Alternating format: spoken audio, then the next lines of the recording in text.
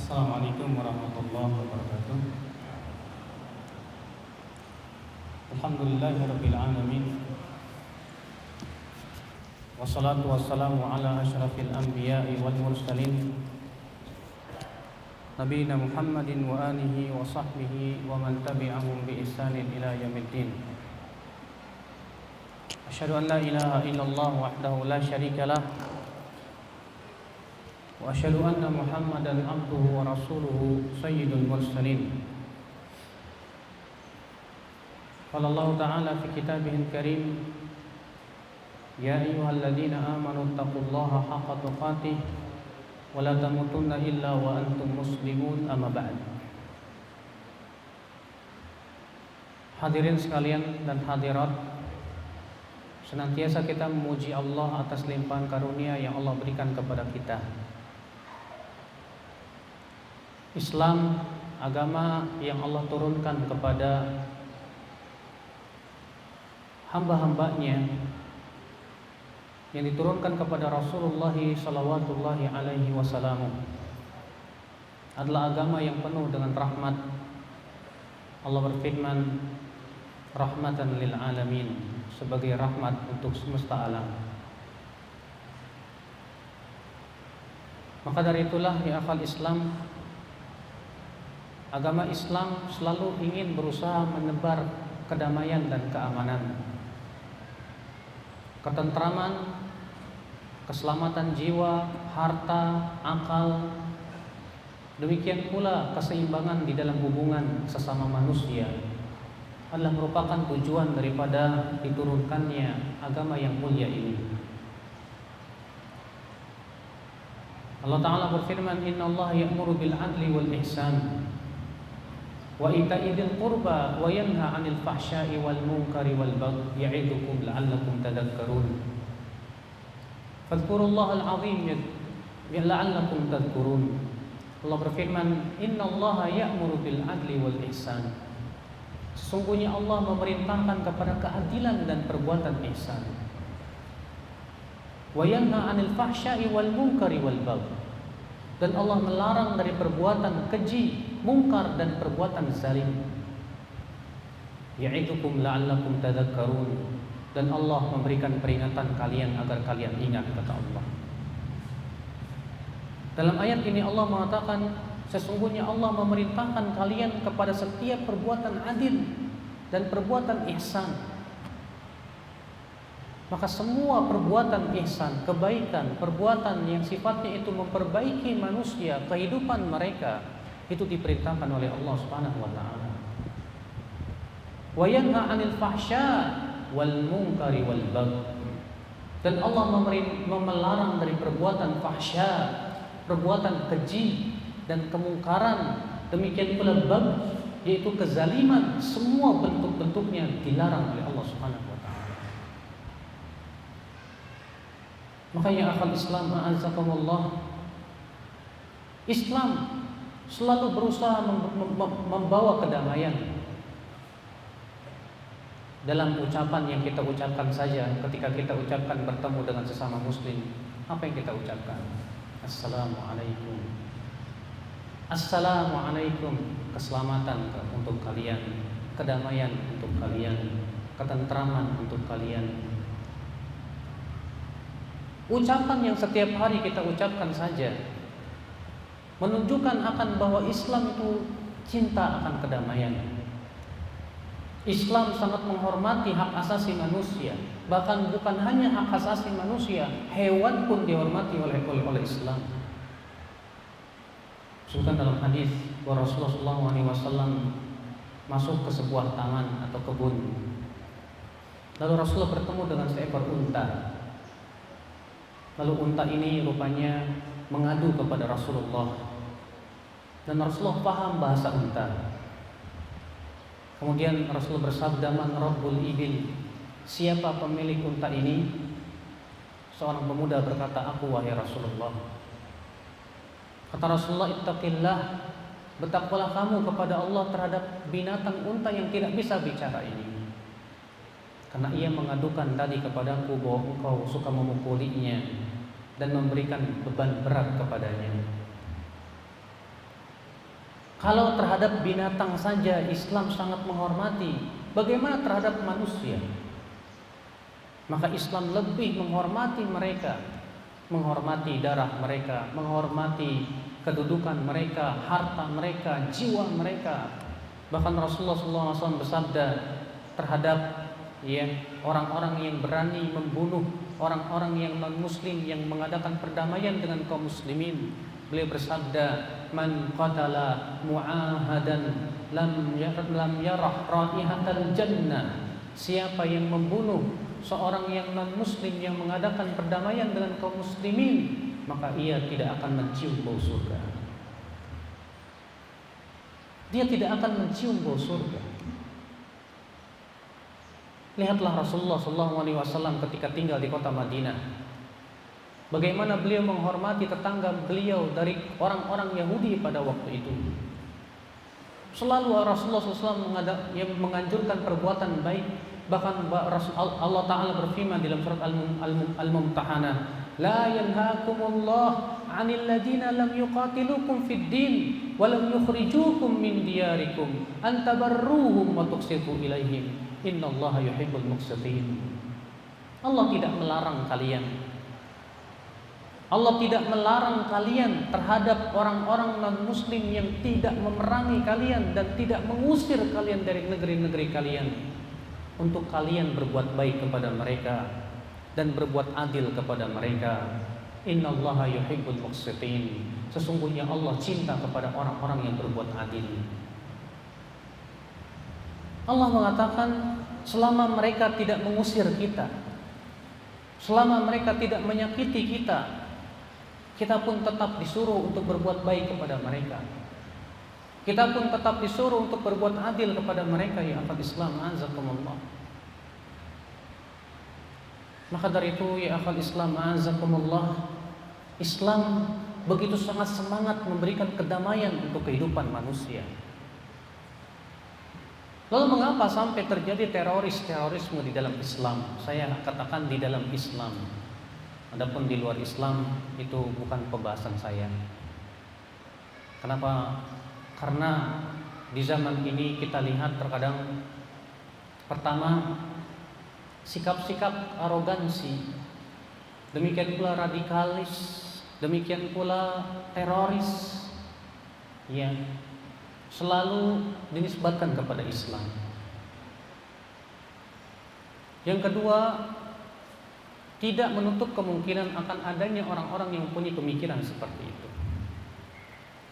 Inilah yang harus kita pahamkan kepada umat Islam tentang hakikat Islam itu sendiri. Ikhwatul Islam, azakumullah, Islam sangat membenci terorisme. Dan Islam sangat menganjurkan kepada kedamaian dan ketentraman.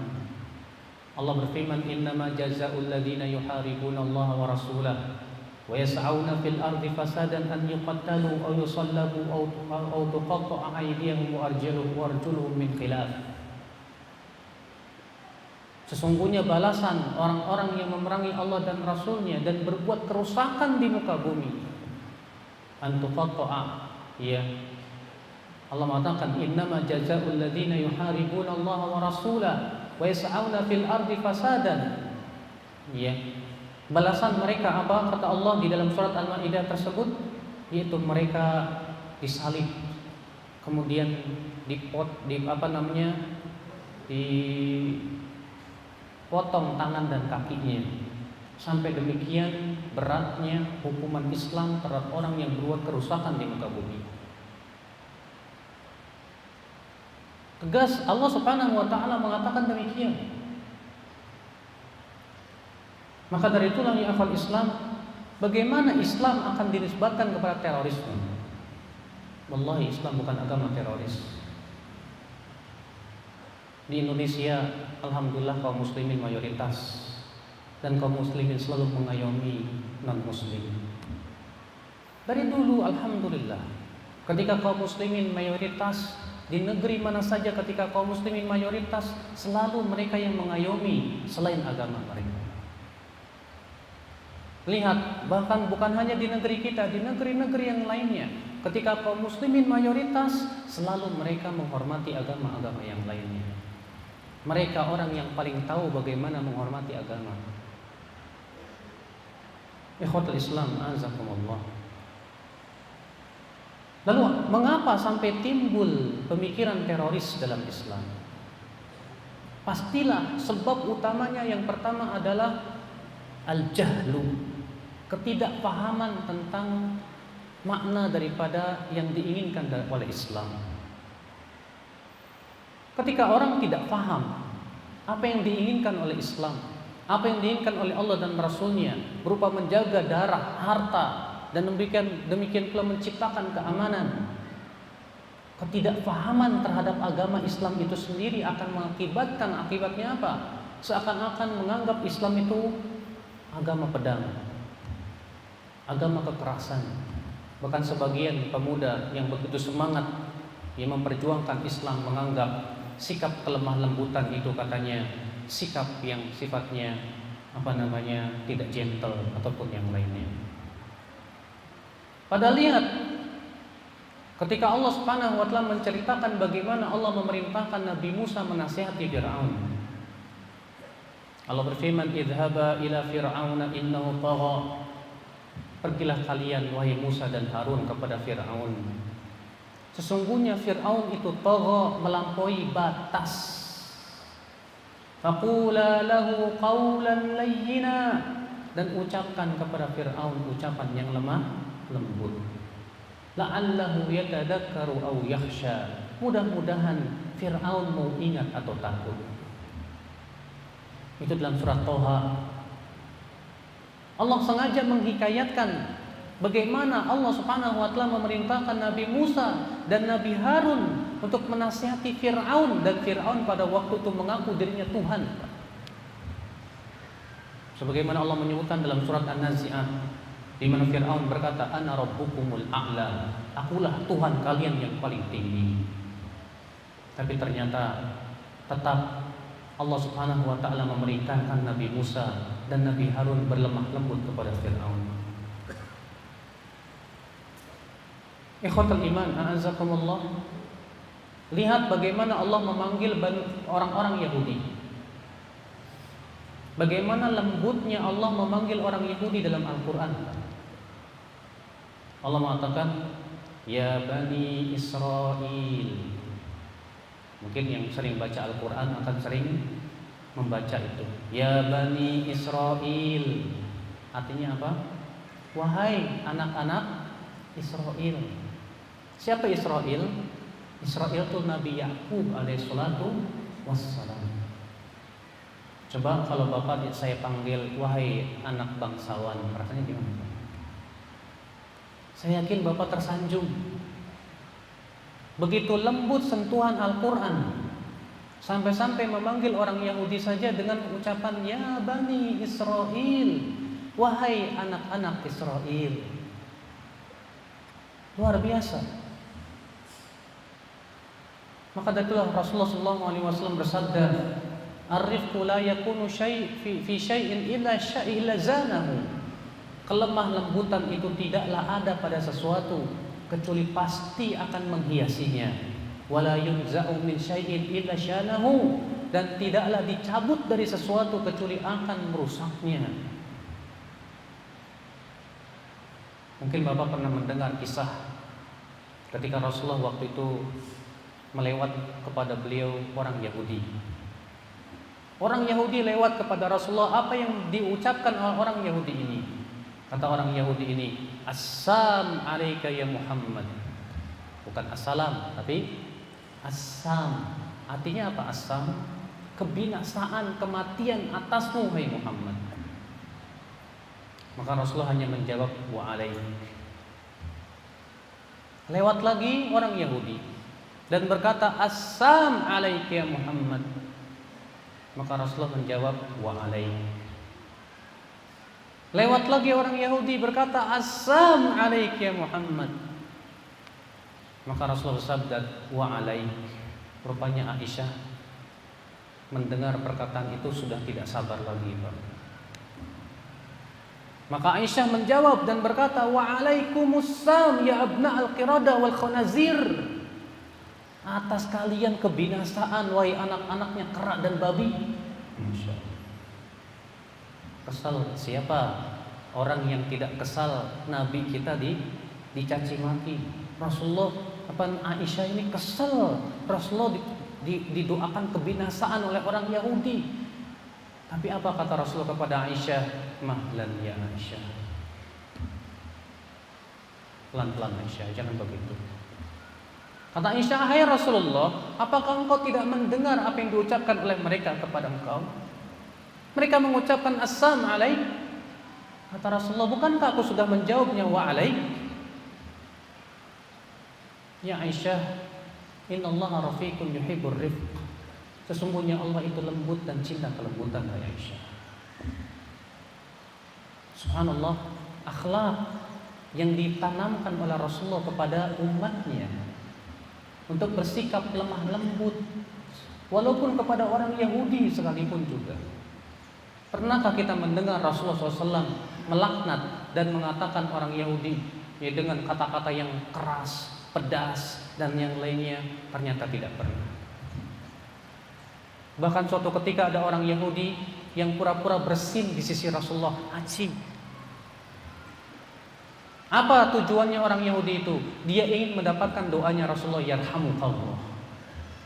Tapi ternyata Rasulullah mendoakan, yahdikumullah. Semoga Allah memberikan hidayah kepada kamu. Subhanallah, ya akhwat Islam, azakumullah. Bagaimana Islam akan dikatakan keras? Maka fahamilah agama kita ini, supaya kita faham bahwa agama kita ini memang sangat menganjurkan kepada ketentraman dan kedamaian. Rasulullah SAW mempunyai tetangga Yahudi. Tetap beliau berikan kepadanya hadiah.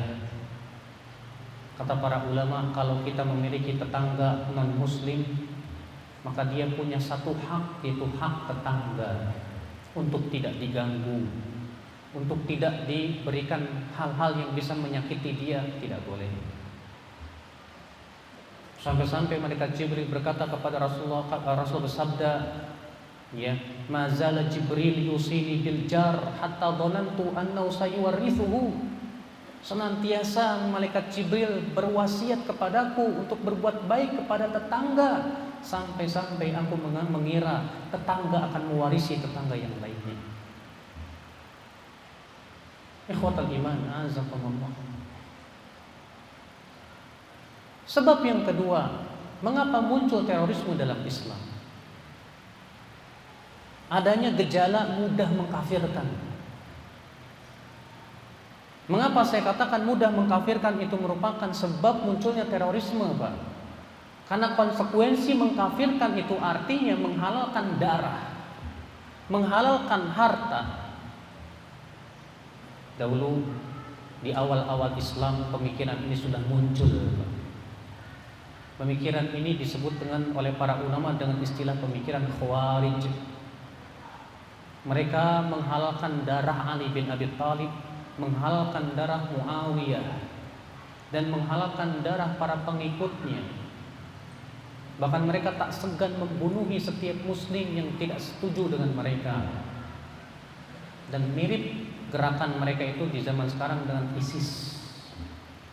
Makanya fatwa para ulama tegas mengatakan di zaman ini bahwa ISIS itulah Khawarij yang telah Rasulullah SAW kabarkan jauh-jauh hari kepada umatnya, di mana Rasulullah mengatakan yaqtuluna ahlal Islam wa yad'una ahlal authan.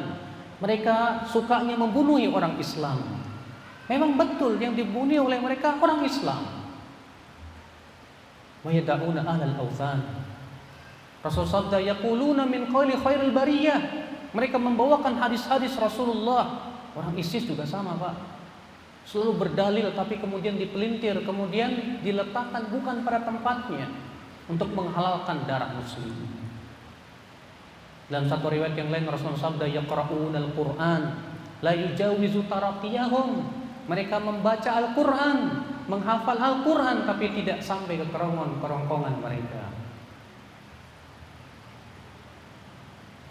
Ketika orang Khawarij itu muncul, Mereka mengkafirkan Ali bin Abi Thalib, bahkan menghalalkan darah Ali bin Abi Thalib. Demikian pula kaum muslimin yang mengikuti Ali bin Abi Thalib.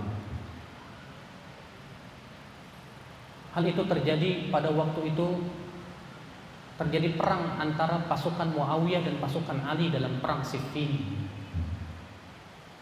Yang kemudian terjadilah perdamaian di mana Ali menyerahkan kepada Abu Musa al-Ash'ari dan Muawiyah menyerahkan kepada Amr bin al-As. Yang terjadilah perdamaian.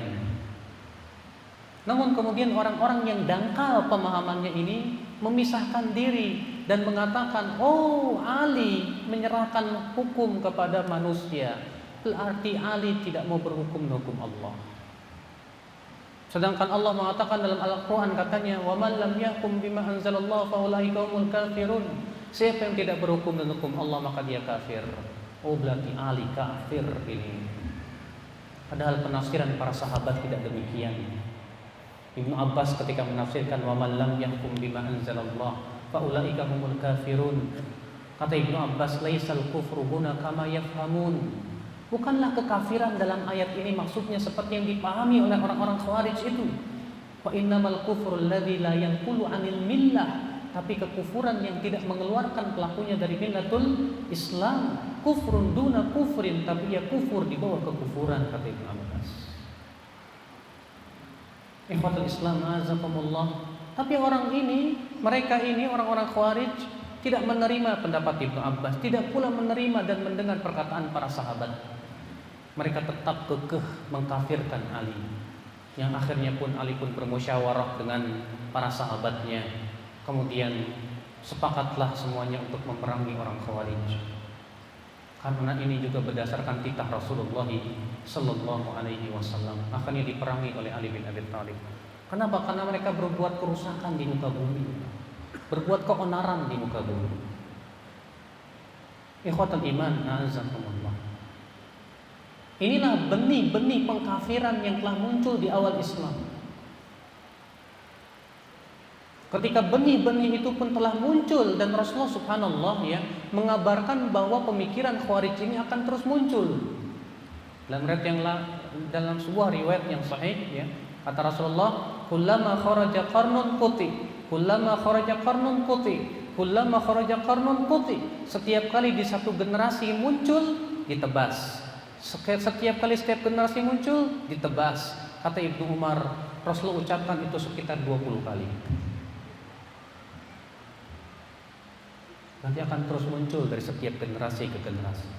Tapi alhamdulillah kata Rasulullah, setiap kali muncul akan ditebas lagi. Sampai kata Rasulullah generasi akhir mereka keluar bersama Dajjal. Ikhwatul iman, azakumullah. Maka inilah sebab yang kedua kenapa sampai muncul pemikiran terorisme di dalam Islam, yaitu adanya mudah mengkafirkan. Sedangkan Ahlussunnah wal Jamaah selalu sangat berhati-hati di dalam masalah kafir mengkafirkan. Al-Imam Al-Qurtubi berkata, babut takfir babun khatir. Bab masalah kafir mengkafirkan itu bab yang sangat berbahaya. Aqdama alaihil katsir fasaqatu, banyak yang berani mengkafirkan, mereka pun jatuh dalam kesalahan. Wa amsaka minhul fuhul fasalimu, dan banyak ulama besar yang berhati-hati, mereka pun selamat.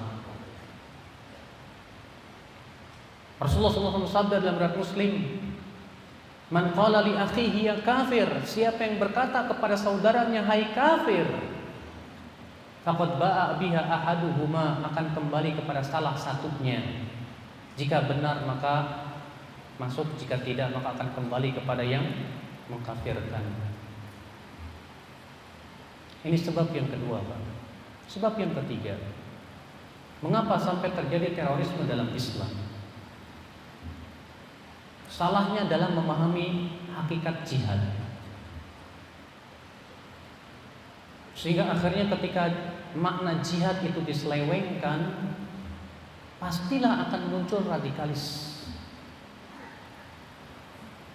Padahal jihad di akal Islam memang betul di dalam Islam disyariatkan. Tapi untuk apa? Tujuan jihad itu untuk apa? Dan apa syarat-syarat yang harus dipenuhi dalam masalah jihad? Ini pun juga sudah dibahas oleh para ulama, tidak sembarangan. Seperti Al-Hafidz Ibnu Hajar Al-Asqalani di dalam kitab Fathul Bari Syarah Sahih Bukhari ketika mensyarah bab al-jihad dalam Sahih Al-Bukhari. Beliau mengatakan al-jihad ala arba'i maratib. Jihad itu ada 4 martabat. Yang pertama jihadun nafsi, berjihad melawan hawa nafsu. Yang kedua jihadus syaitan, yaitu jihad melawan setan. Yang ketiga jihad al-fusaq, jihad terhadap orang-orang yang suka berbuat dosa besar, fasik. Dan yang keempat itu jihadul kufar, jihad melawan orang-orang yang non-muslim. Yang pertama kata beliau, jihad melawan diri sendiri, caranya dengan cara apa? Kata beliau yaitu dengan mempelajari ilmu dan mengamalkan ilmu dalam kehidupan. Yang kedua, jihad melawan setan. Bagaimana caranya? Itu dengan mempelajari khutuwatus syaitan, yaitu langkah-langkah syaitan. Jihad melawan orang-orang terhadap orang-orang yang berbuat dosa besar. Bagaimana caranya? Dengan mendakwahi mereka, mengajak mereka supaya mereka kembali kepada Allah Subhanahu wa taala. Adapun jihad melawan orang-orang non-muslim, maka kata para ulama non-muslim itu ada 2 macam. Ada non-muslim yang memerangi kaum muslimin dan mengusir mereka dari negeri-negeri mereka. Maka pada waktu itu kaum muslimun tidak bisa tinggal diam. Masa kita diserang, disuruh, diusir, dibunuhi, kita diam? Tidak mungkin, Pak. Kita kaum muslimin pun punya harga diri. Kalau sampai orang-orang kafir kemudian membunuhi kita, memerangi kita, dan kita mampu untuk melawannya, terpaksa kita lawan, gimana lagi? Itu yang diizinkan oleh Allah Subhanahu wa taala. Yang kedua yaitu kafir bukan harbi. Kalau yang pertama disebut dengan kafir harbi. Yang kedua kafir yang bukan harbi, dan ini ada beberapa macam. Ya, di antaranya kafir musta'man, orang kafir yang berada di bawah lindungan negeri. Orang kafir yang mengadakan perdamaian dengan kaum muslimin. Orang kafir yang disebut dengan dhimmi. Semua ini harus dilindungi. Semua ini harus dilindungi. Bahkan Rasulullah SAW sudah saya sebutkan tadi hadisnya, man qatala mu'ahadan lam yarah rahihatal jannah. Siapa yang membunuh orang kafir yang berdamai dengan kaum muslimin, maka ia tidak akan mencium bau surga. Tapi ketika mafhum jihad itu ditujukan kepada setiap kafir, hancur Islam, ya akal Islam. Pemahaman yang sangat rancu tentunya. Makanya ya akhi azakumullah, seperti halnya di Indonesia telah disampaikan oleh Bapak tadi, di Indonesia diakui 5 agama: Islam, ya, Hindu, Buddha, kemudian Kristen, Konghucu, ada Kristen Protestan dan Katolik. Negara sudah melindungi mereka itu semuanya. Dan selama mereka itu tetap berdamai dengan kaum muslimin, maka kita pun juga baik kepada mereka. Kita pun tetap berbuat adil kepada mereka. Kita pun tetap berbuat ihsan kepada mereka. Kita perlihatkan akhlakul karimah kepada mereka, agar mereka tahu bahwa Islam memang agama yang penuh akhlak. Agar mereka faham bahwasanya agama yang Islam agama yang penuh adab, ya. Lihat Rasulullah SAW ketika beliau berdakwah di Mekah, mendakwahkan Islam, bagaimana sikap orang-orang musyrikin yang memusuhi Rasulullah, tetap Rasulullah sabar dan tetap beliau menjaga silaturahim dengan paman-paman beliau yang memusuhi beliau. Beliau tetap sabar. Ikhwatul Islam azakumullah. Maka dari itu ya akhi, ini adalah merupakan sebab yang menyebabkan munculnya terorisme di dalam Islam, yaitu adanya kesalahan dalam mafhum jihad. Jihad melawan orang yang kafir harbi pun juga di sana ada batasan-batasan yang telah disebutkan oleh para ulama. Ada syarat-syaratnya, harus terpenuhi syarat-syaratnya, tidak boleh sembarangan ya akal Islam. Azakumullah. Di antaranya harus seizin pemimpin kaum muslimin. Iya. Ikhwatul Islam, azakumullah. Kemudian ya akhi, azakumullah, sebab selanjutnya mengapa muncul terorisme dalam Islam? Itu jauhnya para pemuda dari bimbingan ulama. Ketika pemuda jauh dari bimbingan ulama, akhirnya mereka melakukan gerakan-gerakan tanpa konsultasi kepada ulama. Apalagi yang namanya pemuda, Pak, biasanya semangat lebih dahulu daripada ilmu. Akibatnya apa? Akibatnya ketika semangat menggelora, pastilah yang didahulukan adalah perasaan, semangat, tanpa melihat dan menilai maslahat dan mafsadah. Beda dengan ulama. Kalau ulama menilai dengan ilmu, mereka akan jauh melihat ke depan. Apakah ini akan mengakibatkan maslahat yang besar ataukah mafsadah yang lebih besar? Tapi ketika pemuda-pemuda ini tidak terbimbing oleh para ulama, bahkan sayang dan seribu sayang, ketika pemuda itu melecehkan ulama, bahkan menuduh ulama itu katanya ulama pengecut, ulama penjilat dan yang lainnya, ya sudahlah. Akibatnya mereka akan mengulamakan orang yang sesuai dengan hawa nafsu mereka, yang mereka inginkan. Saya pernah di Jakarta, di Masjid Al-Azhar Pondok Kopi, kajiannya sama juga tentang masalah terorisme. Waktu itu saya membahas tentang masalah bom bunuh diri. Ya, kejadian karena waktu itu terjadinya pemboman di Bali ini, kita bahas kemudian tentang hakikat bom bunuh diri dalam Islam. Saya bilang bahwa bom bunuh diri dalam Islam tidak diperkenankan. Saya bawakan hujah-hujahnya, dalil-dalilnya dan perkataan para ulama. Kemudian setelah selesai kajian, ada seorang pemuda yang tinggi besar datang kepada saya dan berkata, "Ustadz, saya mau berdebat sama Ustadz. Saya nggak setuju dengan pendapat Anda." Silakan. Makanya di belakang masjid kita berdua, dia bilang, "Iya, saya tidak perlu setuju dengan pendapat Ustadz. Menurut saya, bom Bali itu syahid." La ilaha illallah. Kata saya kan sudah bawakan perkataan para ulama dan hujah-hujah dan dalilnya. Sekarang Anda, siapa ulama yang Anda ikuti? Oh, saya punya ulama. Siapa ulama kamu? Bin Laden, Usama bin Laden. Masya, pantesan saja kata saya. Anda perlu ketahui Usama bin Laden bukan ulama. Bahkan sudah dinasihati oleh para ulama besar, tapi dia tidak mau mendengar nasihat. Iya. Itulah Pak, ketika pemuda itu sudah melecehkan ulama yang hakiki, yang diangkat siapa? Ulama yang sesuai dengan keinginan dia. Oh, inilah ulama. Supaya apa? Sesuai dengan keinginan dia, untuk membela ya pemikiran dia yang menyesatkan seperti itu. Makanya ya akhi, azakumullah, para pemuda ini ya harus betul-betul terbimbing oleh para ulama supaya mereka faham bagaimana bergerak, bagaimana bersikap, bagaimana memahami Al-Quran dan hadis Nabi SAW supaya tidak salah. Ikhwatul iman, azakumullah. Karena apa? Sebatas semangat dan semangat itu sangat berbahaya dalam Islam. Kata para ulama, al-awatif hiyal awasif.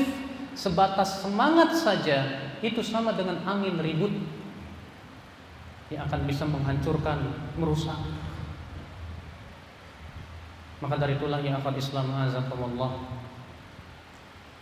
peranan para ulama di dalam membimbing para pemuda, demikian pula peranan para ulama dalam membimbing umat Islam secara keseluruhan ini sangat dibutuhkan sekali, agar mereka memahami tentang hakikat bagaimana agama ini, agar mereka meluruskan tentang pemahaman terhadap Al-Quran dan hadis Nabi SAW.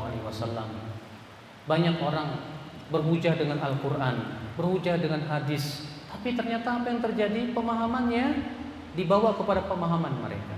Makanya dalam hadis yang diriwayatkan Abu Daud, ketika Rasulullah mengabarkan akan munculnya pemikiran Khawarij, apa kata Rasulullah? Yaqra'unal Qur'an, mereka membaca Al-Qur'an, yahsabuna annahu lahum wa huwa alaihim. Mereka mengira Al-Qur'an mendukung pendapat mereka. Padahal kata Rasulullah, Al-Qur'an tidak mendukungnya. Kenapa sampai demikian, Pak?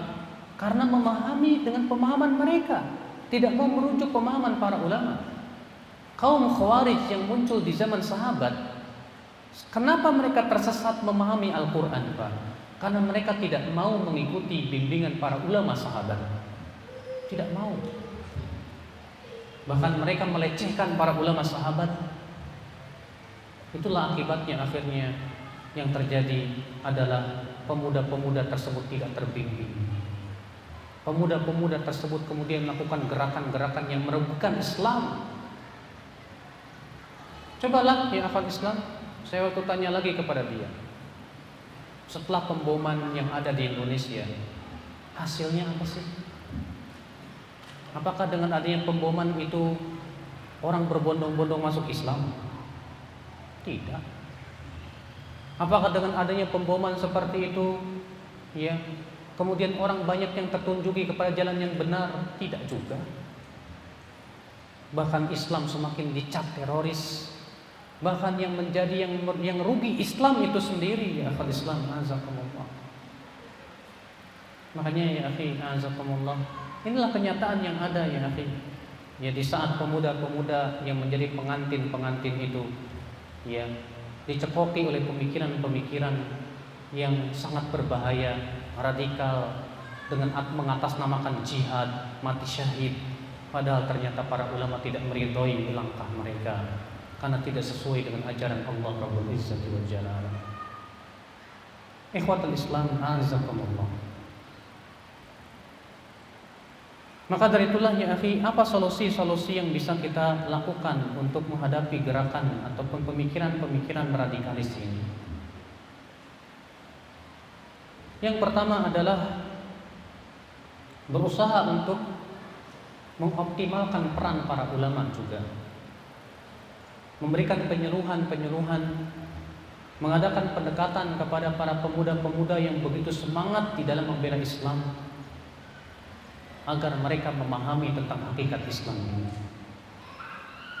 Alhamdulillah ya, kalau badan BNPT itu sudah beberapa kali mengundang seorang ulama dari Yordan yang bernama Syekh Ali Hasan Al-Halabi, ya, di mana itu adalah atas dasar usulan daripada saudara-saudara kita juga untuk bisa mendatangkan ulama, memahamkan kepada pemuda-pemuda di Indonesia yang begitu semangat untuk berjihad tapi salah dalam pemahaman jihadnya.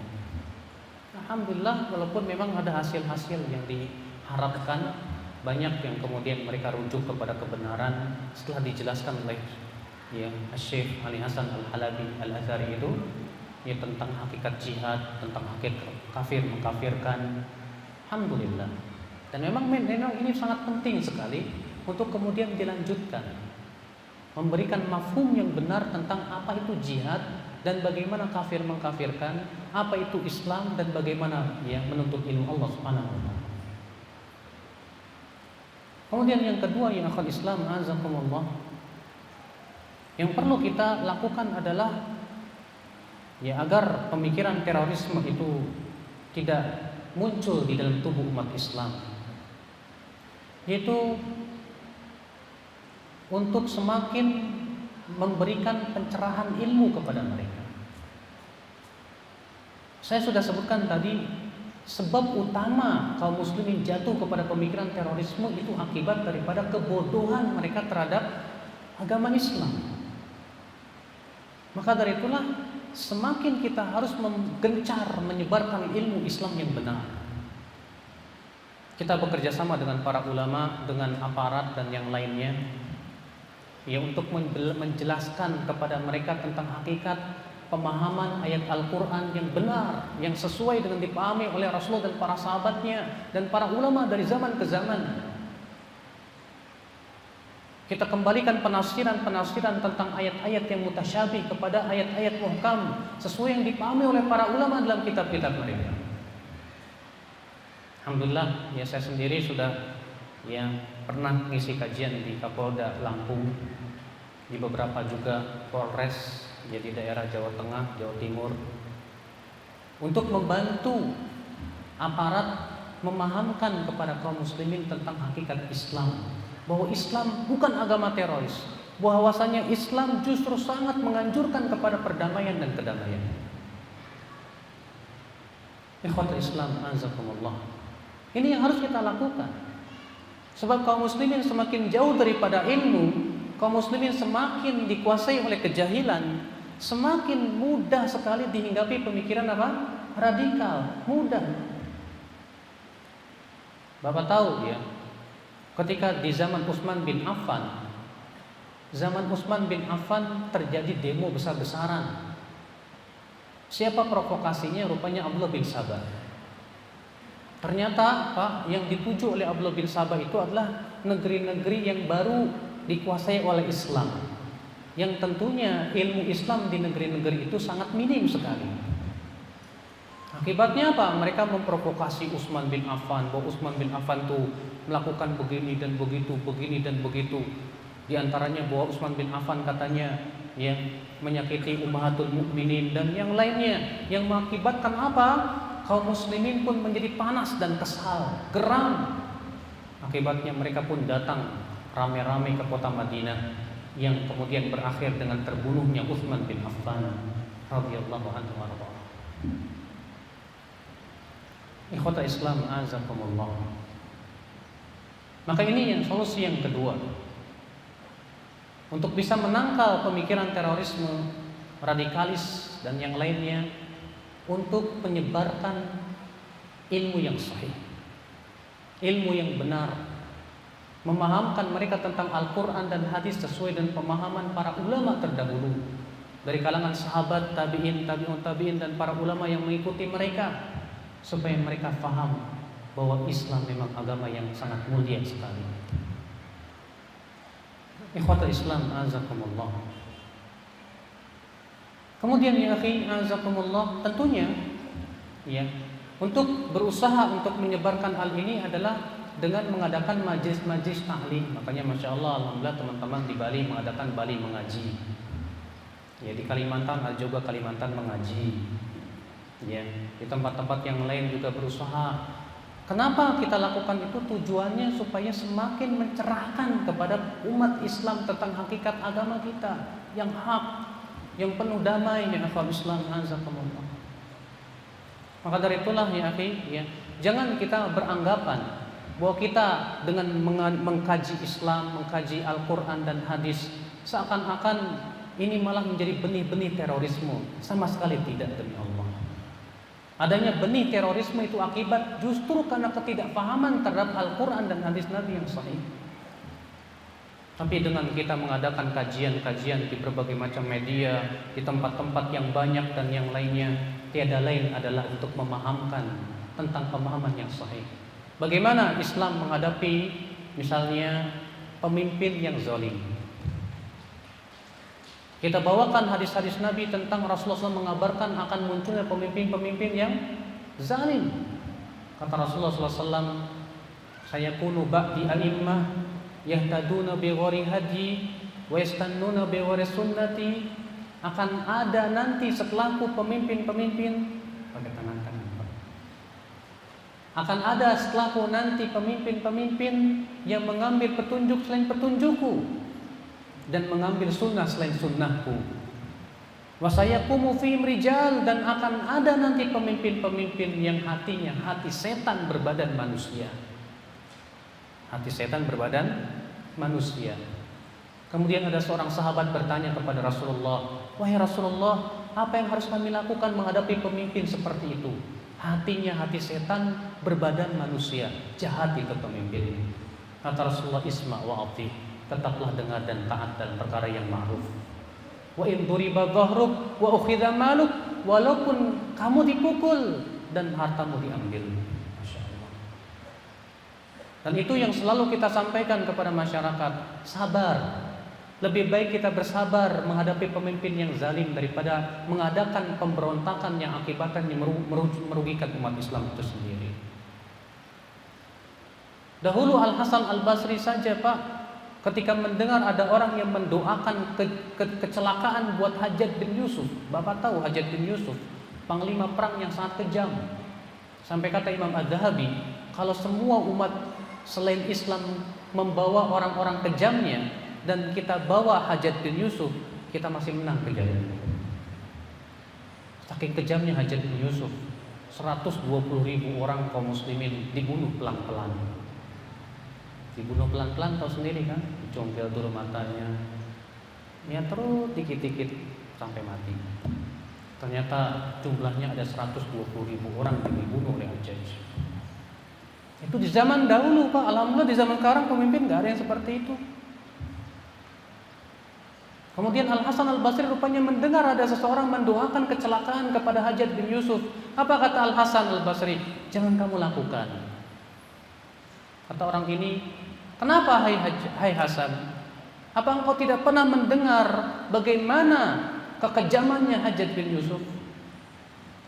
Kata Hasan Al-Basri, aku khawatir apabila Allah kabulkan doamu lalu Hajjaj mati, saya khawatir penggantinya adalah kera dan babi.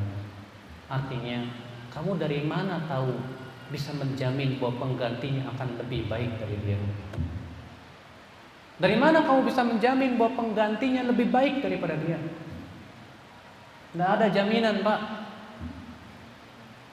Iya. Tetap kamu harus sabar. Bahkan Anas bin Malik saja berkata, "Bay'na Rasulullah, kami sudah membaiat Rasulullah untuk tetap mendengar dan taat kepada pemimpin. Fi usrina wa yusrina wa mansyatina wa makrahina wa atharatin alaina." Kami sudah membaiat Rasulullah untuk mendengar dan taat kepada pemimpin, baik dalam keadaan susah maupun senang, baik semangat maupun malas, dan ketika pemimpin itu lebih mementingkan dirinya daripada kami rakyatnya. Itu yang kita sampaikan kepada masyarakat supaya mereka tidak melakukan hal-hal yang bisa merugikan negeri ini. Ikhwatul Islam, azakumullah. Kalau saya boleh bilang, negeri Indonesia ini bisa dikatakan di ujung tanduk. Berbagai macam cara digunakan bagaimana supaya negeri ini terjadi chaos ataupun yang lainnya. Tapi alhamdulillah segala macam usaha itu selalu Allah gagalkan. Semoga itu terus Allah jaga negeri kita ini, akhwat Islam. Tentu semua ini adalah kita semuanya yang harus bahu membahu membela negeri kita di Indonesia ini supaya tetap aman, tentram. Ya akhwat Islam, azakumullah. Maka kita sampaikan kepada mereka tentang hadis-hadis Nabi Shallallahu Alaihi Wasallam yang mewajibkan kita untuk taat dan mendengar kepada pemimpin dalam perkara yang ma'ruf, dan agar kita sabar terhadap kezaliman mereka, dan bahwasanya sabar terhadap kezaliman pemimpin itu hakikatnya itu akan membawa keberkahan untuk umat Islam itu sendiri. Tapi ketika kita tidak sabar, kita pasti yang pertama kali menjadi incaran dan dihancurkan. Itu pasti dan pasti. Ikhwatul Islam, azakumullah. Demikian pula ya akhi, azakumullah. Di antara solusi yang bisa kita ambil dalam perkara hal ini adalah yaitu kita berusaha untuk senantiasa memahamkan tentang hakikat akhlak dalam Islam. Bahwa Islam itu sangat menghormati akhlak yang agung, yang mulia. Bukankah kata Aisyah radhiyallahu anha, kana khuluquhul Quran, adalah Rasulullah SAW akhlaknya Al-Quran. Bahkan Rasulullah SAW menjamin orang yang akhlaknya baik akan diberikan rumah di surga yang paling tinggi. Kata Rasulullah, ana za'im bi baitin fi a'lal jannah liman hasuna khuluquhu. Aku menjamin dengan rumah yang berada di surga yang paling tinggi. Bagi siapa? Bagi orang yang baik akhlaknya. Orang yang baik akhlaknya. Bahkan Rasulullah bersabda, "Innar rajul la yablughu manzilatas sha'im al-qa'im." Sesungguhnya seseorang akan sampai kepada derajat orang yang suka sholat dan suka puasa bihusni khuluqihi, dengan baiknya akhlak dia. Subhanallah ya akhal Islam. Perlihatkanlah akhlak yang mulia ya akhi azakumullah. Kita tersenyum kepada manusia. Sebagaimana Rasulullah bersabda, "At-tabassum fi wajhi akhika shadaqah." Tersenyum di wajah saudaramu itu sedekah. Hanya sebatas senyum saja itu manfaatnya besar lah. Akhlak Islam yang ditanamkan oleh Rasulullah SAW berupa akhlak ini. At-tabassum, tersenyum di wajah saudaramu. Kita terkadang menganggap masalah remeh masalah senyum ini. Padahal kalau kita perhatikan, pengaruh senyum itu dahsyat. Pertama, kalau kita senyum di hadapan saudara kita, setidaknya membuat hati dia gembira. Sedangkan memasukkan kegembiraan pada hati seorang muslim itu amalan yang utama.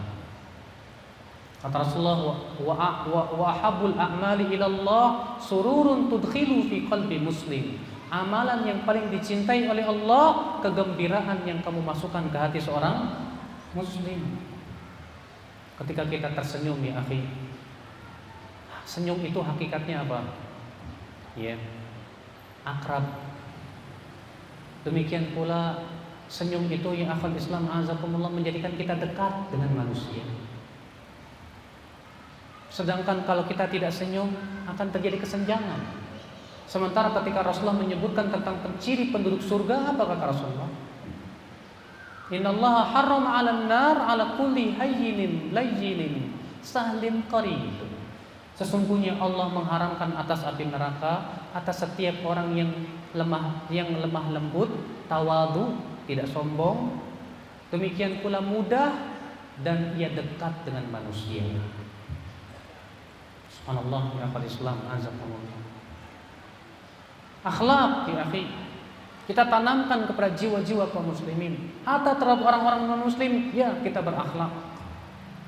Kita berbuat baik kepada mereka. Kita berbuat ihsan kepada mereka. Kita perhatikan orang-orang fakir miskin. Makanya Islam bagaimana memperhatikan para janda, orang-orang miskin. Kata Rasulullah, ya as-sa'i 'alal armalah wal masakin wad du'afa kal mujahid fi sabilillah. Orang yang memperhatikan para janda, orang-orang miskin dan lemah, itu sama pahalanya dengan berjihad di jalan Allah, dan sama dengan orang yang senantiasa berpuasa dan sholat malam setiap hari. Ikhwatul Islam azakumullah. Betapa butuhnya di zaman ini Pak kepada akhlak yang mulia, agar kaum muslimin atau orang-orang yang non muslim melihat bahwa Islam adalah agama yang penuh akhlak. Cobalah dengar hadis Rasulullah SAW ketika Rasulullah SAW mengabarkan akan munculnya zaman fitnah. Ternyata solusi yang Rasulullah sebutkan dalam zaman fitnah itu adalah berakhlak mulia. Kata Rasulullah, taji'ul fitan fayaqulul mu'min hadhihi muhlikati. Nanti akan datang fitnah, seorang mukmin akan berkata, ini yang akan membinasakanku. Sumatan kasyif, lalu fitnah itu pun pergi. Sumataji'ul fitnah, nanti akan datang lagi fitnah. Fayaqul mu'min hadhihi wa hadhihi. Si mukmin akan berkata, ini yang akan membinasakanku. Faman arada an yuzahzah 'anil nar wa yudkhalal jannah. Siapa yang ingin dimasukkan ke surga dan diselamatkan dari api neraka, falta'tihi maniyatuhu wa huwa yu'minu billahi wal yawmil akhir. Maka hendaklah kematian mendatangi dia dalam keadaan ia beriman kepada Allah dan hari akhirat. Wal ya'ti ilan nas bima yuhibbu an yu'ta ilaih. Dan hendaklah ia datang kepada manusia, mendatangi manusia sebagaimana ia suka untuk didatangi dengannya. Lihat. Justru di saat zaman yang penuh fitnah yang Rasulullah kabarkan nanti di akhir zaman, Rasulullah mengatakan apa? Hendaklah ia mempergauli manusia sebagaimana ia suka untuk dipergauli dengannya. Antum suka enggak orang lain senyum sama antum? Antum pun harus senyum sama dia. Antum suka tidak orang lain bersikap sopan santun sama antum, sama kita semua? Kalau kita suka, kita pun bersikap sopan santun kepada mereka. Kalian suka tidak kalau orang lain itu selalu berbuat kebaikan kepada kita? Kita pun harus selalu berbuat kebaikan kepada mereka. Itu yang Rasulullah berikan solusi di zaman fitnah ternyata. Wal ya'ti ilan nas bima yuhibbu an yu'ta ilaih. Hendaklah ia mendatangi manusia, menyikapi manusia sebagaimana ia suka untuk disikapi dengannya. Subhanallah, bimbingan yang agung dari Rasulullah sallallahu alaihi wasallam ya akhal Islam azakumullah. Akhal Islam azakumullah. Kemudian ya akhi, untuk menangkal sikap terorisme dan radikalisme ini, kita perlu untuk menyebarkan pemahaman para sahabat, para tabi'in dalam memahami ayat-ayat Al-Quran dan hadis. Karena ini adalah merupakan perkara yang sangat penting, akhi. Karena ketika Al-Quran dan hadis dipahami bukan pada tempatnya, saya yakin Al-Quran dan hadis malah menyesatkan manusia. Antum tahu, ya, ketika orang-orang Khawarij mengkafirkan kaum muslimin dahulu di zaman Ali bin Abi Thalib, mereka berdalil dengan Al-Quran. Berdalil, Pak. Mereka berdalil. Di zaman sekarang pun juga, ya, orang-orang yang berusaha untuk menghalalkan darah kaum muslimin selalu berusaha untuk membawakan dalil dari Al-Quran dan hadis guna untuk membantu ataupun menjadikan Al-Quran dan hadis sebagai apa? Tameng mereka. Bukan sebagai sandaran, tapi sebagai tameng. Maka dari itulah ya akhwat Islam, kenapa para ulama terdahulu menulis kitab-kitab akidah yang menyebutkan tentang pemahaman-pemahaman para sahabat terdahulu. Imam Ahmad bin Hanbal menulis kitab Ushulus Sunnah, Aslus Sunnah. Imam Al-Ajuri menulis kitab Asy-Syariah. Al-Imam Ibnu Battah menulis kitab tentang masalah akidah juga. Demikian para ulama dari zaman ke zaman selalu menulis kitab-kitab tentang keyakinan para sahabat. Gunanya adalah supaya apa? Memahamkan kepada umat tentang hakikat pemahaman yang benar. Sehingga pada waktu itu tidak melenceng daripada pemahaman para sahabat Rasulullah, para tabi'in dan tabi'un tabi'in. Apalagi Rasulullah jauh-jauh hari sudah mengabarkan umat Islam akan berpecah belah menjadi 73 golongan. Kemudian Rasulullah mengabarkan siapa yang selamat, kata Rasulullah, ma'ana alaihi wa ashabi, yang aku dan para sahabatku yang di atasnya di hari ini. Berarti Rasulullah dan para sahabatnya ini yang harus kita jadikan patokan ya akhwat Islam azakumullah dalam memahami Al-Quran dan hadis Nabi SAW, supaya tidak melenceng daripada pemahaman yang salah, yang sahih. Ikhwat Islam azakumullah. Maka inilah ya akhi azakumullah, yang jelas bahwasanya Islam adalah agama yang penuh dengan cinta damai. Islam bukan agama teroris, dan kita buktikan bagaimana ajaran Islam. Pertama, Islam menganjurkan kita untuk mengucapkan salam, assalamualaikum. Salam sendiri sudah doa tentang keselamatan, kedamaian dan kesejahteraan. Yang kedua, Islam sangat menghormati non-muslim yang mereka itu hidup berdampingan dengan kaum muslimin selama tidak mengganggu mereka. Sudah saya sebutkan tadi ayatnya, Allah Ta'ala berfirman, la yanhakumullah 'anil ladzina lam yuqatilukum fid din. Allah tidak melarang kamu untuk berbuat baik kepada orang-orang non-muslim yang tidak mengusir kamu dan tidak membunuh kamu. Selama mereka tidak membunuh kita, tidak mengusir kita, kita tetap dianjurkan berbuat baik kepada mereka, berbuat adil kepada mereka, berbuat ihsan kepada mereka. Bukankah itu menunjukkan bahwa Islam sangat cinta damai?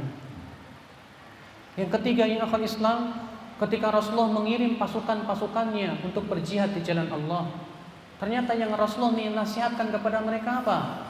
Jangan membunuh anak-anak, jangan membunuh wanita, jangan membunuh orang yang berlindung di dalam gereja-gereja dan vihara. Ya, demikian pula tidak boleh menebang pohon. Betul-betul dipelihara. Di mana tujuan jihad dalam Islam ternyata apa? Untuk menolak kezaliman. untuk menegakkan keadilan. Makanya Bapak silakan baca sejarah ketika terjadi peperangan dalam Islam. Tidak ada satupun negeri kecuali di negeri itu sangat berharap untuk dikuasai oleh kaum muslimin. Kenapa? Karena mereka tahu Islam itu sangat cinta damai. Islam itu sangat cinta keadilan. Sangat memelihara kesejahteraan rakyatnya. Ikhwatul Islam azakumullah. Bukti yang keempat, Islam sangat menganjurkan akhlakul karimah. Akhlak yang sangat indah yang diajarkan oleh Allah dan Rasulnya. Bagaimana akhlak terhadap pemimpin, akhlak kepada sesama manusia, akhlak kepada orang tua, akhlak kepada tetangga, akhlak kepada non muslim. Semua sudah dianjurkan oleh Islam, sudah diatur dalam Islam. Makanya akhi azakumullah, demikian pula bagaimana kasih sayang Islam kepada manusia, kepada hewan, itu sendiri sudah menjadi sebuah saksi yang agung kepada kita ya akhi, bahwasanya Islam adalah bukan agama teroris. Islam penuh rahmat lil alamin. Islam sangat menyayangi manusia, sangat cinta kepada kedamaian. Maka dari itulah pahamilah ini. Kemudian kita berusaha ya akhwat Islam saling bahu membahu untuk memahamkan hakikat Islam ini kepada kaum muslimin. Dan kemudian senantiasa kita berusaha membantu pemimpin dan pemerintah kita di dalam memerangi pemikiran-pemikiran terorisme. Tentunya terorisme yang dimaksud di sini bukan terorisme yang sebagian orang memahaminya. Terkadang ada orang memahami terorisme dengan pemahaman yang salah. Sebatas ada orang melihat jenggot, oh teroris. Sebatas orang melihat bercadar, oh teroris. Ini namanya menuduh orang dengan tanpa bukti. Karena yang menganjurkan jenggot siapa? Rasulullah. Rasulullah berjenggot, para nabi semua berjenggot. Yang menganjurkan bercadar siapa? Rasulullah juga. Bahkan pendiri NU, ya Kiai Haji Hasyim Asy'ari sendiri mengatakan wajib cadar itu. Ya, bahkan dalam Muktamar NU yang kelima pun juga disebutkan tentang disyariatkannya cadar. Demikian pula ya, terkadang sebagian masyarakat karena ketika melihat yang melakukan sikap-sikap terorisme itu yang berjenggot, bercadar, akibatnya apa? Mereka menganggap pokoknya setiap yang bercadar, berjenggot, ya itulah teroris. Tentu kita tidak setuju dengan definisi teroris seperti itu. Kenapa? Karena konsekuensinya sama saja mengatakan Rasulullah teroris karena Rasul berjenggot. Iya. Kita tidak mau seperti itu. Bahkan para ulama semuanya rata-rata berjenggot. Apakah berarti kita katakan mereka teroris? Tentu tidak. Makanya ya antum-antum yang berjenggot dituduh teroris ya sabar aja lah. Ya. Kalau antum misalnya lagi jalan ada orang ISIS, gak usah marah Pak. Kalau memang kita bukan ISIS ya biarin aja orang nuduh apa kayak ya terserah lah. Yang penting kita tidak melakukan perbuatan ISIS, kita pun juga tidak melakukan perbuatan teroris.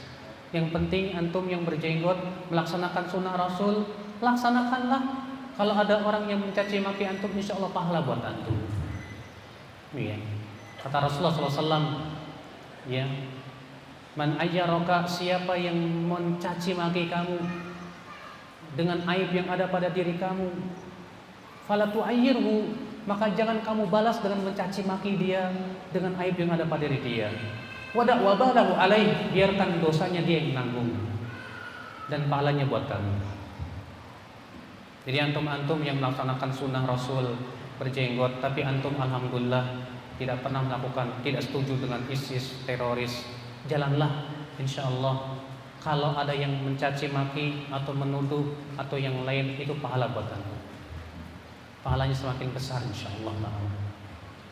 Tapi yang kita inginkan adalah agar tentunya para jajaran pun juga memahami bahwa kita ya, teman-teman kita ataupun saudara-saudara kita sesama muslim yang berusaha untuk mengamalkan sunnah Rasul itu tidak bisa disamaratakan. Dan alhamdulillah saya yakin juga para intel, para jajaran militer pun paham insyaallah.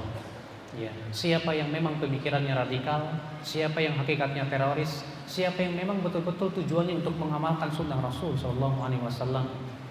Ya. barangkali yang saya sampaikan bermanfaat. Mohon maaf bila ada kekurangan di dalam penyampaian, dan yang saya sampaikan ini tentunya sesuai dengan kemampuan ilmu saya. Wabillahi taufik wal hidayah.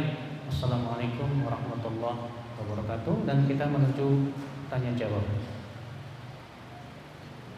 Dan tanya jawab hanya dengan kertas saja, tidak diterima secara langsung.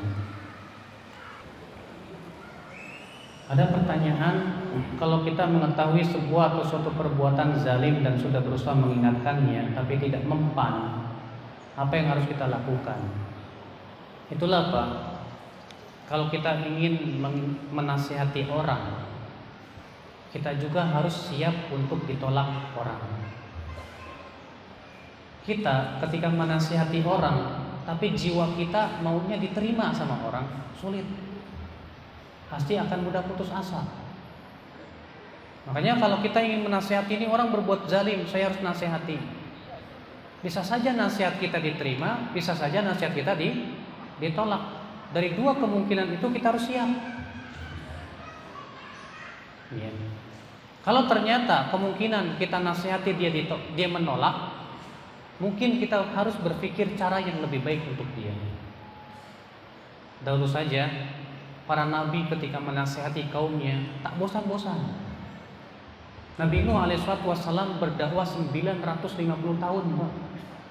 Menasihati kaumnya, terus mendakwahi mereka 950 tahun, tak ada henti-hentinya. Kita baru berapa tahun? Kita terkadang baru nasihati sekali dua kali itu udah ngeluh. Sementara Nabi Nuh alaihissalam 950 tahun, masya Allah, sabar sekali. Maka dari itulah, ya, yang penting adalah, yang kita pikirkan adalah bagaimana saya bisa memberikan nasihat. Itu. Adapun hasil serahkan kepada Allah.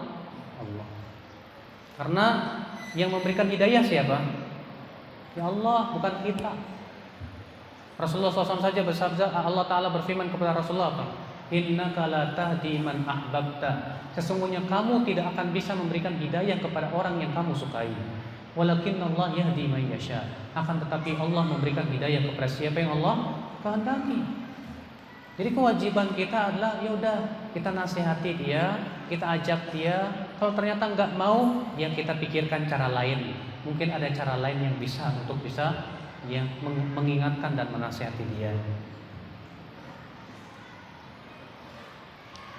Apa parameter dan pada kondisi bagaimana kita dikatakan telah berjihad melawan hawa nafsu dan setan? Akhi, berjihad melawan hawa nafsu dan setan sudah saya sebutkan tadi. Pertama, jihad melawan hawa nafsu itu seumur hidup. Karena setiap manusia punya hawa nafsu tidak? Punya. Setiap manusia punya hawa nafsu. Berarti jihad melawan hawa nafsu itu seumur hidup sampai kita meninggal dunia. Dan jihad melawan setan pun selama kita masih hidup, setan akan terus mengganggu. Bukankah iblis sudah bersumpah untuk menggoda manusia? Iya.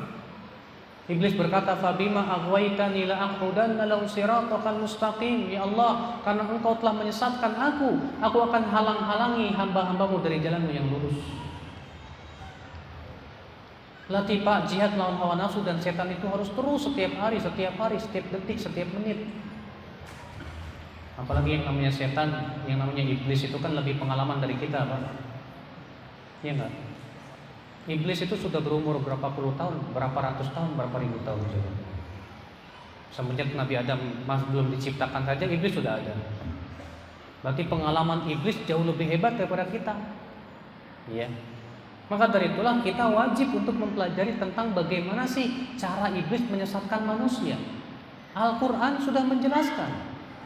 Makanya sudah saya sebutkan tadi ya, berjihad melawan hawa nafsu caranya dengan cara menuntut ilmu dan mengamalkan ilmu. Berjihad melawan setan caranya dengan mempelajari hakikat daripada langkah-langkah setan. Apa sih langkah-langkah setan untuk menyesatkan manusia? Itu tentunya pada pembahasan yang khusus, Pak. Ya, apa langkah setan? Para ulama sudah menjeburkan langkah-langkahnya, pintu-pintunya dan yang lainnya. Kata Islam, azakumullah.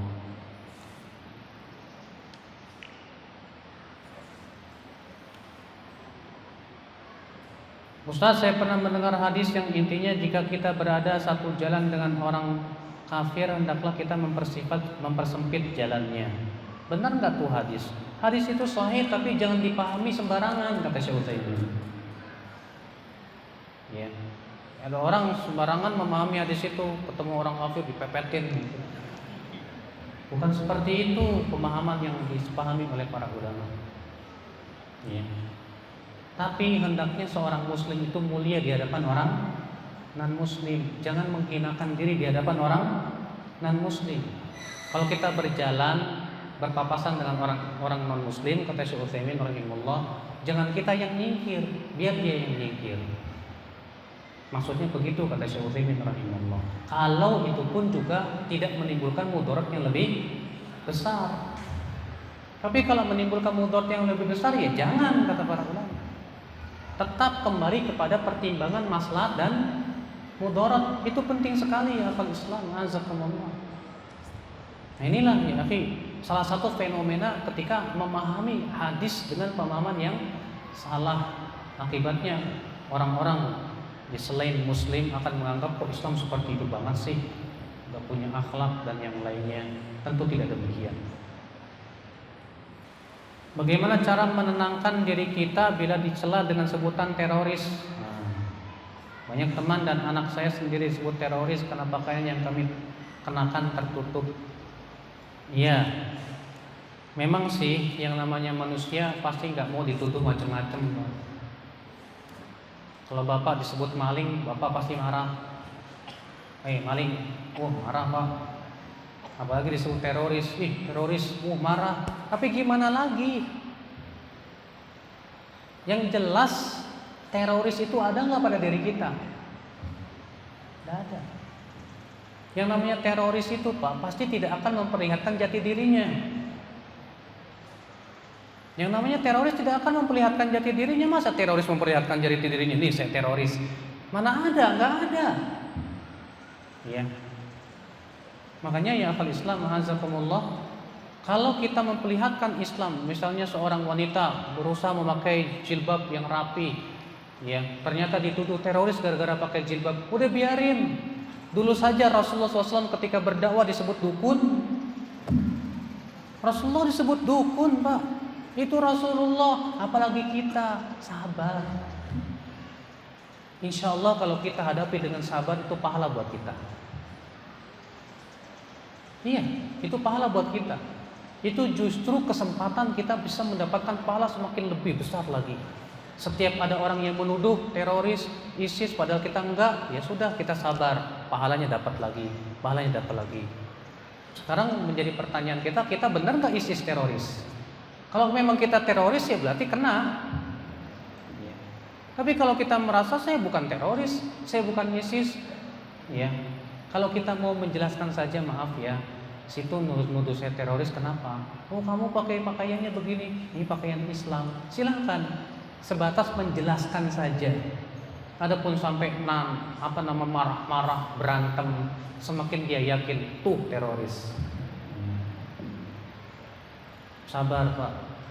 Makanya Rasulullah SAW menganjurkan kita mempunyai sifat apa? Halim. Halim itu artinya kekuatan untuk bisa menahan emosi. Rasulullah memuji seorang sahabat, Rasulullah bersabda apa? Inna fika la khaslatain yuhibbuhum Allah. Kamu punya dua perangai yang dicintai oleh Allah. Yang pertama sifat halim, yang kedua sifat sabar, anah. Halim itu menahan emosi, anah itu tidak tergesa-gesa mengambil sikap, tapi memandang jauh ke depan.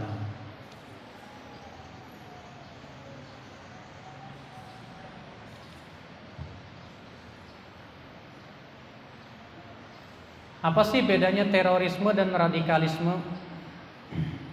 Setiap radikal apa disebut teroris? Kayaknya enggak. Dan setiap teroris biasanya bersikap radikal. Tapi terkadang teroris juga orangnya diam-diam, ya, untuk menghancurkan. Pasti dia akan bersikap radikal, tapi teroris mungkin sifatnya lebih lembut supaya nggak ketahuan gerakannya. Sedangkan orang radikal ya radikal aja, keras-kerasan sudah. Bisa jadi seperti itu. Ya. Kedua-duanya tidak disukai oleh Islam. Islam tidak suka sikap radikal, tidak. Islam menganjurkan sikap lemah lembut, ya. Sudah saya sebutkan tadi dalil-dalilnya bagaimana Islam menganjurkan kita bersikap lemah lembut kepada tetangga, bahkan kepada pemimpin lemah lembut. Bahkan tata cara menasihati pemimpin pun harus lembut. Ya. Ikhwata Islam azakumullah. Maka dari itulah ya akhi, radikal, sikap keras, sikap ekstrim tidak dibenarkan dalam Islam. Tapi ya akhi azakumullah, sekali lagi, terkadang ada sikap-sikap yang dianggap oleh orang radikal, tapi menurut Islam itu bukan radikal. Contoh misalnya, ketika kita menjelaskan kepada manusia ini hak, ini batil, ini salah, ini benar. Nah, orang yang terkena, misalnya orang yang melakukan yang salah tersebut tersinggung, akhirnya menuduh orang yang mengatakan salah itu, kamu tuh radikalis. Terkadang muncul istilah seperti itu. Ketika kita menjelaskan ini hak, ini batil, ini salah, ini benar, ini kesalahan, dalilnya begini. Rupanya ada orang yang melakukan kesalahan tersinggung. Kemudian dia menuduh orang yang mengkritiknya sebagai apa? Radikal. Bisa terjadi. Maka seperti ini tidak disebut radikal. Kenapa? Karena menjelaskan kebenaran itu perkara yang harus ilmiah, segala sesuatu ilmiah, Pak. Dalam masalah dunia saja ada orang benar, ada orang salah. Pasti di dunia itu selalu tidak lepas dari benar salah kan gitu. Ketika kita menjelaskan ini salah, ini benar, kemudian orang yang berbuat salah kemudian tersinggung, kemudian menuduh kita sebagai orang radikal, yaitu bukan pada tempatnya, berarti bukan pada tempatnya.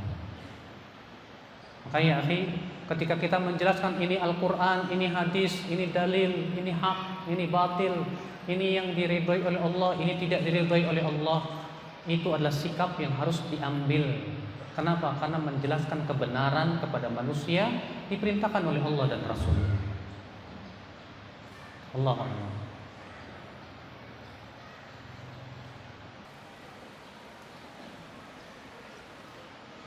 Apa disebut khawarij? Jika ada orang yang mengingatkan penguasa saat ini, cara mengingatkannya seperti apa, Pak? Karena kan cara mengingatkan itu telah dianjurkan dan dibimbing oleh Rasulullah. Caranya gimana? Cara mengingatkan bukan dengan cara yang keras, kekerasan dan yang lainnya, tidak. Sudah saya sebutkan tadi hadisnya, ayatnya. Ketika Allah memerintahkan Nabi Musa dan Nabi Harun untuk pergi kepada Fir'aun, mengingatkan Fir'aun, Allah mengatakan apa? Faqula lahu qawlan layyinan la'allahu yatadzakkar aw yakhsha. Katakan dan ucapkan kepada Fir'aun. Fir'aun muslim bukan? Hah? Muslim bukan, Pak? Bukan muslim. Itu Fir'aun tuh kejam loh, Pak, membunuhi anak-anak. Tapi ternyata Allah berfirman kepada Nabi Musa dan Nabi Harun apa? Ucapkan kepada Fir'aun ucapan yang lemah lembut. La'allahu yatadzakkaru aw yakhsha. Mudah-mudahan ia mau ingat atau takut. Subhanallah. Tidakkah kita berusaha mencontoh yang Allah Subhanahu sebutkan kepada kita? Sekarang saya mau tanya sama antum. Menurut antum lebih baik mana penguasa sekarang dengan Fir'aun? Yang sekarang dong. Sekarang saya mau tanya sama antum. Antum lebih baik atau Nabi Musa yang lebih baik? Hah? Antum yang lebih baik atau antum yang lebih baik dari Nabi Musa? Kalau antum berkata saya lebih baik dari Nabi Musa, antum diragukan keislamannya. Nabi Musa datang kepada Fir'aun, ternyata menasihatinya luar biasa. Allah mengatakan faqula lahu qawlan layyinan la'allahu yatadzakkaru aw yakhsha. Kalau cara mengingatkannya benar sesuai dengan Al-Quran dan hadis, ya jelas bagus itu. Tapi kalau caranya dengan cara-cara mengangkat senjata dan yang lainnya dengan alasan mengingatkan pemimpin, bukan seperti itu Islam caranya. Ya. Pahami itu baik-baik ya akhir Islam, azakumullah. Bagaimana yang disebut dengan durhaka kepada Allah? Durhaka kepada Allah itu tidak menaati Allah dan tidak menjauhi larangannya. Allah ada perintah, perintah sholat, perintah zakat, puasa, haji. Allah melarang syirik, berzina, berjudi. Nah, kemudian kita melanggar perintahnya, ya, tidak mau melaksanakan perintahnya dan melanggar larangannya, itulah maksiat kepada Allah Subhanahu wa taala.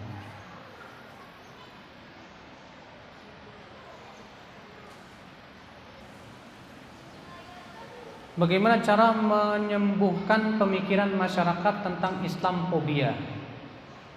Apalagi dengan melihat perempuan dengan jilbab yang lebar dan panjang.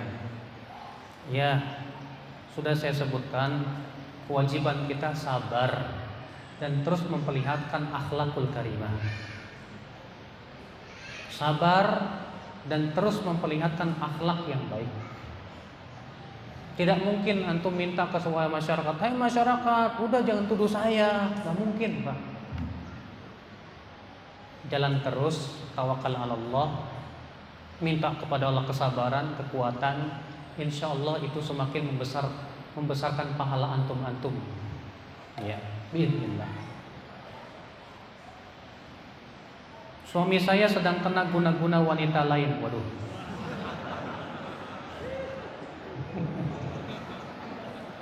Gimana nih? Ini di sini banyak ustadz ini, masya Allah. Datang aja ke ustadznya, minta nasihat. Ustadz, suami saya diguna-guna nih, gimana? Barangkali ustadznya bisa meruqyah. Ya.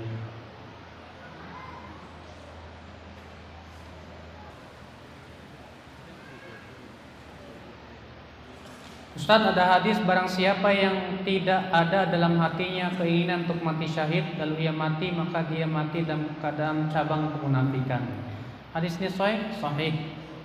Artinya kata para ulama bahwa setiap muslim harus ada keinginan untuk memperjuangkan agama Allah, membela agama Allah.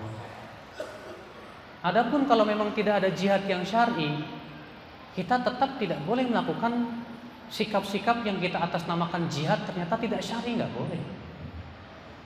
Tapi nanti kalau qadarullah misalnya ada jihad yang syar'i, kita tetap ada niat ingin ya ikut serta. Kalau memang ada, tapi ingat jihadnya jihad yang betul-betul syar'i, yang telah disebutkan oleh para ulama syarat-syaratnya dan yang lain-lain. Tentu ya, mungkin antum pengen tahu bagaimana sih jihad yang syar'i dan bagaimana, itu panjang pembahasannya. Ustadz di sini, alhamdulillah di sini ada Ustadz Al-Rafiq, ada Ustadz ya, yang lebih mumpuni dari saya. Mereka kakak-kakak kelas saya semuanya. Makanya dari tadi saya grogi. Di sini ada kakak kelas saya semua di sini. Senior saya semua itu, Pak. Jadinya saya grogi dari tadi.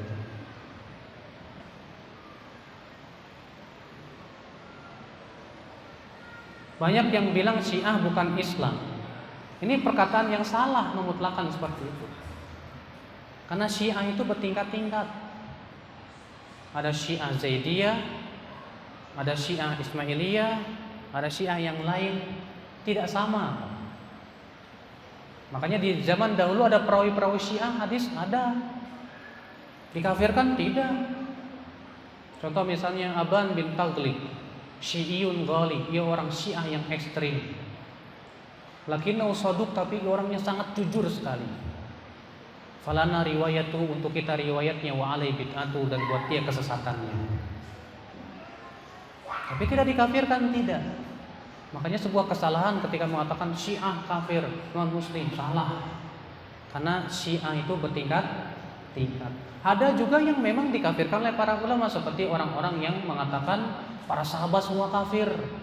Al-Quran yang ada di kita ini bukan Al-Quran yang sudah tidak asli.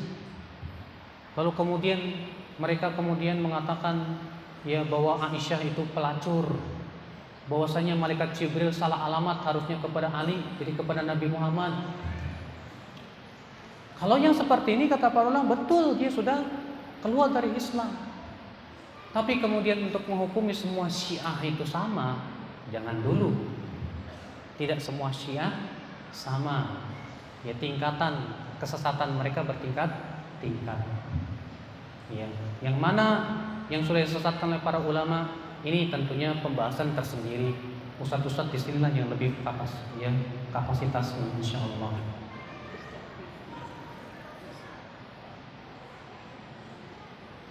Apa yang harus kita lakukan seandainya ada tanda-tanda yang mencurigakan dari masyarakat yang menjurus ke terorisme atau pendidikan radikalis?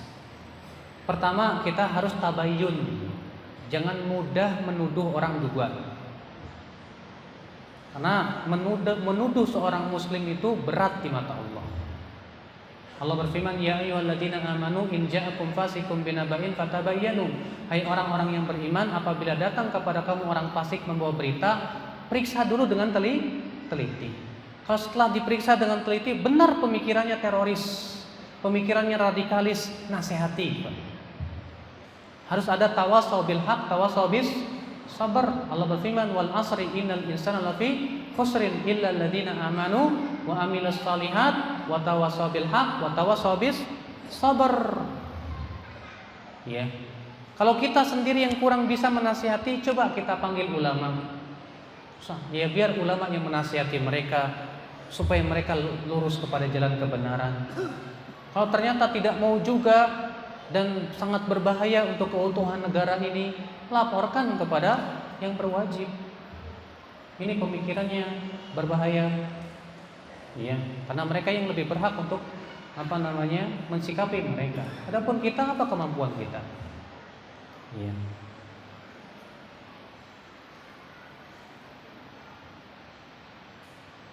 Apakah para pejuang kemerdekaan seperti Imam Bonjol, Teguh Umar yang mereka itu beragama Islam, lalu mati, mereka disebut mati syahid? Insya Allah. Karena mereka mempertahankan negeri kita dari rongrongan orang-orang yang ingin menjajah. Iya, insya Allah mereka orang-orang yang mati syahid biidznillah. Walaupun kita tidak tahu, kita hanya sebatas mengatakan insya Allah, mudah-mudahan. Tapi untuk memastikan kita tidak berani. Karena kita tidak tahu mereka mati di atas seperti apa, kita tidak tahu. Iya.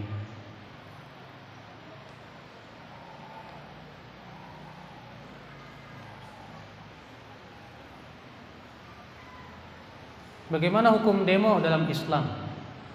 Kalau saya tidak setuju dengan hukum demo dalam Islam. Kenapa? Karena pertama, demo bukan dari Islam. Demonstrasi bukan dari Islam. Yang kedua, bertentangan dengan hadis-hadis yang menganjurkan kita sabar terhadap pemimpin. Yang ketiga, bertentangan dengan hadis-hadis yang menganjurkan kita menasihati pemimpin tidak terang-terangan. Kata Rasulullah, "Man arada an yansahi li sultan fala yuti alaniyah." Siapa yang ingin menasihati penguasa, jangan terang-terangan di depan rakyatnya. Tapi nasihatilah secara rahasia, dan hadis ini hasan dengan jalan-jalannya. Sedangkan demonstrasi terang-terangan, dan itu bisa menjatuhkan wibawa seorang pemimpin. Sementara kewibawaan seorang pemimpin dalam Islam harus dipelihara. Ya. Maka tentu kita berusaha untuk mencari jalan yang paling baik untuk menasihati pemimpin, Pak. Maka saya katakan bahwa demonstrasi saya tidak setuju. Kenapa? Karena bertabrakan dengan dalil-dalil yang saya ungkapkan tadi. Wallahu. Apakah disamakan terorisme dengan para koruptor? Sama sebetulnya. Merugikan juga. Koruptor itu kan merugikan negara. Uang negara diambilin terus, Pak. Ya. Sangat merugikan negara. Maka kalau dikatakan teroris mereka, ya saya katakan teroris mereka itu.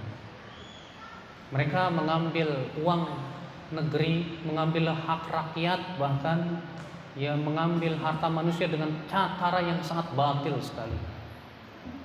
Maka dari itulah ya akal Islam pun juga ya sangat memerangi yang namanya korupsi itu. Korupsi bukan dari Islam.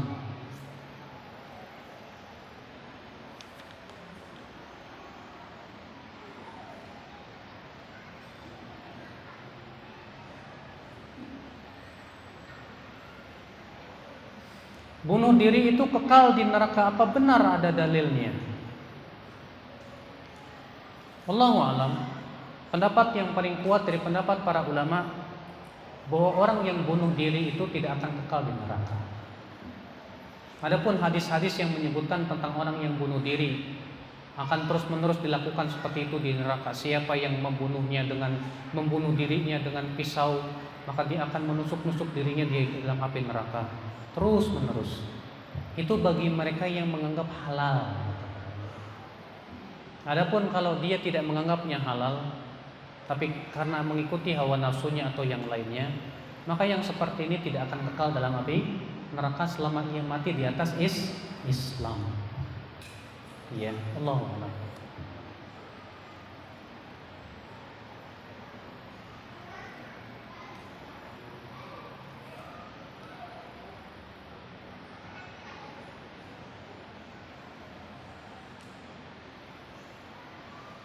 Apakah kita harus tinggal diam begitu saja para pemimpin kita yang zalim semakin merajalela? Kita tidak tinggal diam, tapi mohon maaf caranya yang aslah, yang lebih maslahat. Bukan dengan cara arogan, bukan dengan cara radikal, tidak. Yang kita pikirkan bagaimana menasihati mereka, pemimpin yang zalim itu, dengan sebaik-baik mungkin. Ya. Kalau sudah kita berusaha nasihati ternyata ia tidak mau dengar juga, ya sudah, yang jelas kita tidak boleh melakukan sikap-sikap yang merugikan. Jangan. Makanya Rasulullah mengatakan, man arada an yansah li sultan fala yubdi alaniyah. Siapa yang ingin menasihati pemimpin, jangan terang-terangan. Wal ya'khudh biyadi wal yakhlubi fa in qabila wa illa faqad adda alladhi alaihi. Hendaklah ia nasihati secara sembunyi-sembunyi. Kalau ia menerima nasihat kita, alhamdulillah. Kalau ditolak, kata Rasulullah, berarti kita sudah melaksanakan tugas. Sampai situ. Maksudnya kita jangan melakukan sikap-sikap yang merugikan kaum muslimin itu sendiri.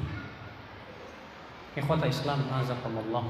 Demikianlah ya akhi, bahwasanya Islam adalah agama yang betul-betul ya akhi, yang menganjurkan kepada kedamaian, kesejahteraan, ya.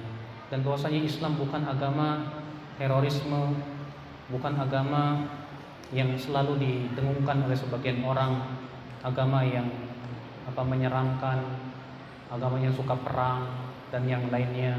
Itu semuanya hakikatnya adalah merupakan tuduhan-tuduhan yang tidak terbukti, yang tidak sesuai dengan dalil-dalil dari Al-Quran dan hadis Nabi SAW. Semoga yang saya sampaikan bermanfaat. Iya, mungkin ini saja yang bisa sampaikan. Mohon maaf bila ada kata-kata yang tak berkenan di hati. Yang benar semuanya dari Allah, yang salah karena kekurangan ilmu saya.